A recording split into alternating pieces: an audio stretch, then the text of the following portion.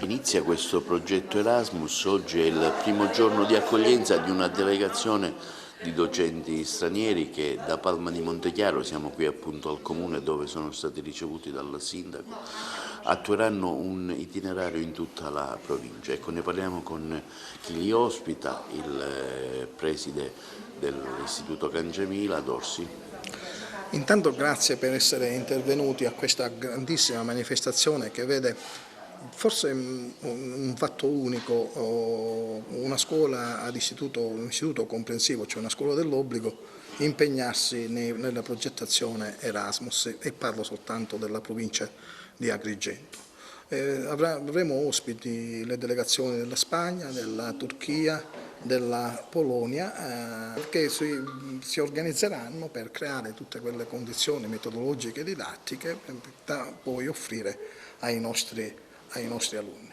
Devo dire che ho trovato molta collaborazione fra le attività, fra le amministrazioni, in primis il sindaco di Palma di Montechiaro, Stefano Castellino, così come anche il dottore Tirinnocchi per il teatro Pirantello, poi il presidente dell'associazione Mare Amico Lombardo, che è proprio la tematica che noi tratteremo con l'ambiente per questo meeting che si terrà per 5 giorni, e poi non in ultimo anche il sindaco di Favara, che ci ha messo a disposizione anche una guida per rivisitare i luoghi di Favara.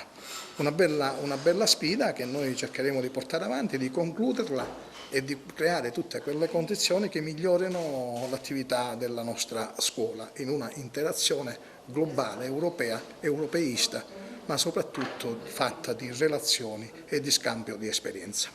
È un'occasione fondamentale e facciamo i complimenti all'Istituto Comprensivo Cangiamila e al dirigente professore Eugenio Dorsi per questa importantissima iniziativa. Per noi è un privilegio poter accogliere le delegazioni di diversi paesi nella nostra casa comunale, sia io come in qualità di sindaco, quindi li ringrazio e do ancora una volta il benvenuto a titolo personale a nome della città, così come la mia giunta e l'assessore che è qui accanto, che insieme a me sta seguendo questa importantissima iniziativa.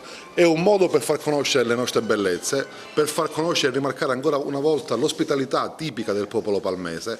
È un'occasione, credo, unica, come se ne presentano veramente poche, per trasmettere e far veicolare la nuova immagine del nostro comune, un comune che finalmente si sta proiettando in un tessuto non solo regionale e nazionale, ma ormai di fatto internazionale, per far conoscere la nostra storia millenaria, le nostre bellezze e soprattutto la bontà del nostro popolo. Un esempio virtuoso che andava attenzionato nel modo dovuto da parte del Parlamento regionale.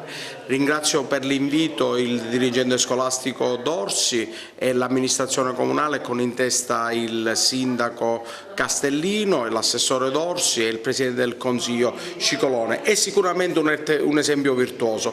Palma di Montechiaro dimostra ancora una volta di avere intrapreso un cammino che la porterà sicuramente a migliorare e a migliorarsi attraverso non solo la sinergia, ma anche in tutti i campi che vedo attenzionano. Vengono dalla Polonia, Romania. Sono ovviamente fieri e contenti di trovarsi tra di noi, e sarà un momento di crescita culturale per tutti quanti, tenendo sempre in considerazione l'obiettivo fondamentale che accomuna questo progetto, cioè dire la protezione e la salvaguardia dell'ambiente. We are the delegation from Poland. I colleghi vengono dalla Polonia, dalla zona nord della Polonia, sono anche loro molto contenti di trovarsi qui con noi oggi, sempre tenendo come punto fondamentale l'obiettivo, tenendo in conto dell'obiettivo fondamentale del nostro progetto Erasmus, che è appunto la salvaguardia dell'ambiente. Anche in Polonia sono molto sensibili a proposito della salvaguardia dell'ambiente naturale. For us